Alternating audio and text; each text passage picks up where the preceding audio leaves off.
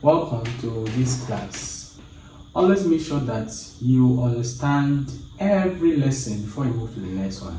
In today's lesson, we're briefly going to talk about fraction. Okay, fraction is simply a part of a whole. So take for instance, we have an apple that is supposed to be shared by two persons. When we divide that apple, we have a fraction. The apple itself is a whole until we divide it between the two people. Okay, so one person will take one out of the two divisions. The other person will also take one out of the two divisions. So the one out of the two divisions is a fraction. There are three types of fraction. We have the proper fraction, we have the improper fraction, and we have the mixed fraction. In a proper fraction, the number above is smaller than the number below. So if we have 5/6, this is a proper fraction, and the reason is that 5 is smaller than 6. Anytime a number on top is smaller than a number at the bottom, it is called a proper fraction. Okay, so if we have 1/3 is a proper fraction. If we have 2/5, it's a proper fraction. If we have 4/7, it's a proper fraction. So anytime, once the number in the top is bigger than the number in the bottom, we call it a proper fraction. And by the way, the number at the top is called the numerator, and the number at the bottom is called the denominator. So anytime the numerator is smaller than the denominator, the fraction is a proper fraction. So what then is an improper fraction? An improper fraction is a fraction in which the number at the numerator is not smaller than the number at the denominator. So take for instance, if we have 6/5, this is an improper fraction. If we have 5/2, is an improper fraction. If we have 7/4, is an improper fraction. Okay, so when the numerator is bigger than the denominator, is an improper fraction. When the numerator is smaller than the denominator, is a proper fraction. Alright, so what then is a mixed fraction? A mixed fraction is a fraction that contains a whole and a proper fraction. When a fraction combines a whole and a proper fraction together, such a fraction is called a mixed fraction. It mixed because there is a whole and there is a fraction. So if you have a number like a fraction like 1/2, this kind of fraction is a mixed fraction. There is a whole number and a fractional part. The fractional part must be proper. Okay, if we have 1/2, this is a mixed fraction. This is a mixed fraction. If we have 7/3/4, this is a mixed fraction. So the three types of fraction are proper when the numerator is smaller than the denominator, improper when the numerator is bigger than the denominator, and mixed when there is a fraction and there is a whole number combined together.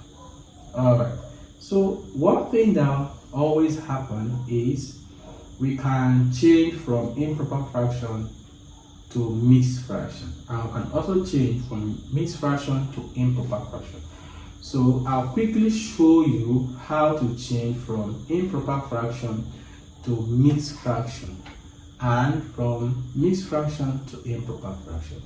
So let's begin by changing mixed fraction to improper fraction. So let's take this example, change 1/2 to improper fraction. Change 1/2 to improper fraction.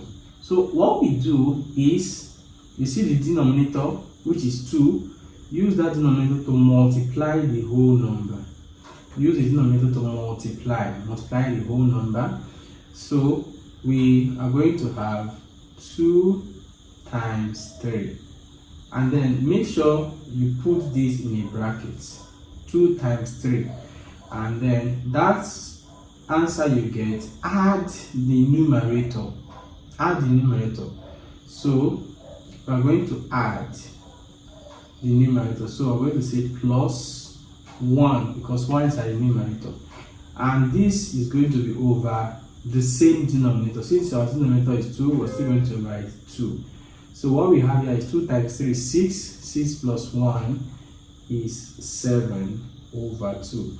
The reason why we added this in the brackets is because if we say 2 times 3 plus 1, some people might just go ahead and say 3 plus 1 is 4, and then they will now do 2 times 4, which is very wrong, okay? Even in the order of operation, multiplication comes before addition and subtraction. So, but the bracket is for clarification, which means when you multiply 2 by 3, get the answer first before you add the numerator. Okay, so let's take another example. Change 7 whole number 3 over 4 to improper fraction. Change 7 whole number 3 over 4 to improper fraction. So what we're going to do is use the denominator, which is 4, multiply the whole number, which is 7. So we have 4 times 7. Put it inside a bracket, and then the answer you get, add the numerator. Add the numerator. So we're going to add 3 because 3 is a numerator, and then we're still going to say over 4 because 4 is the denominator of the mixed fraction. So 4 times 7 is 28. 28 plus 3 is 31. So we have 31 all over 4. Okay, you see how easy that is? That is very easy. So let's solve one more example. So change 5 whole number to 2 over 3. 5 whole number 2 over 3. As usual, use the denominator, multiply 5, okay, and then what you get, you add 2 to it. So 3 times 5, I'm going to add it and I'm going to multiply and then put inside a bracket, and then the answer I'm going to add the numerator. Add the numerator. So numerator is 2. I'm still going to say over the denominator. In this denominator we have 3. So 3 times 2 is 6. 6 plus 2 is 8. I will still say over 3. So the denominator remains the denominator. The denominator, when we convert from mixed fraction to improper fraction, does not change. Okay. Now, this is how we convert from mixed fraction to improper fraction. Is it possible for us to convert from improper fraction to mixed fraction? Yes. So let's see how we can convert from improper fraction to mixed fraction. And by the way, anytime you solve problems in mathematics, whether you're told to do so or not, if your final answer is an improper fraction, make sure you convert to mixed fraction. Okay? Don't keep your final answer as an improper fraction. Okay? So let's solve these few examples. In this example, change 8 over 5 to mixed fraction. Change 8 over 5 to mixed fraction. So what we need to do is to divide 8 by 5, know how many it goes to, and then know what is remaining. I hope you know how to do this division. It's very important. So 8 divided by 5, if 8 is divided by 5, we have 1 because 5 goes into 8 once.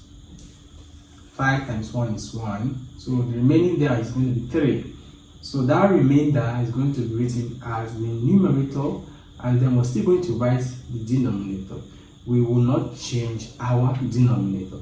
So 8 over 5 as an improper fraction will be the same thing as 1 whole number 3 over 5 as a mixed fraction. Alright, so let's take this example. change 25 over 4 to mixed fraction. Change 25 over 4 to mixed fraction. So simply we're going to divide 25 by 4. Divide 25 by 4. What are we going to have? 4 times 5 is 20. 4 times 6 is 24. 4 times 7 is 28. 28 is bigger than 25. So it means that 4 will go into 25 6 times. It can't go 7 times because 4 times 6 is 24. The number here is 25. So from 24 to 25, what is remaining is 1. So it means 25 divided by 4 will go 6 times. The remainder is 1. And then you still be all over 4. If for any reason these remainders and how many times it goes into is not, you don't understand it, that means you have a problem, a small problem with division. And I have a lesson that will teach you everything you need to know about division. I will also keep that lesson somewhere around your platform. Please, if you have a problem with division, you cannot escape division. And I know many people have problem with division. So if for any reason you're not very clear about how to divide very efficiently, then please take that lesson and refresh your memory. Okay, so let's move to the next example. In this example, let us convert 37 divided by 3.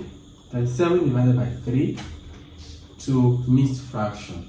Okay, how do we know how many times 3 can go into 37? So we look for a number, we'll multiply it by 3, we'll get 37, or we'll get something very close to 37. So 3 times 10 is 30, 3 times 11 is 33, 3 times 12 is 36. Okay, 3 times 13 is 39. 39 is bigger. Remember, I'm looking for 37. So it's going to be 3 times 12, which is 36. But it's going to be remaining 1. So this will give us 12. Remain that 1. That 1 is a numerator all over 3, which is still the denominator. Remember, the denominator does not change. So anytime we want to convert from improper fraction to mixed fraction, we divide the numerator by denominator. We note how many times the denominator goes into the numerator, and then we write the remainder as the numerator all over the same denominator. Okay, I'm going to post your activity now, and you're going to go through them and submit them. All right, I'll see you in the next class.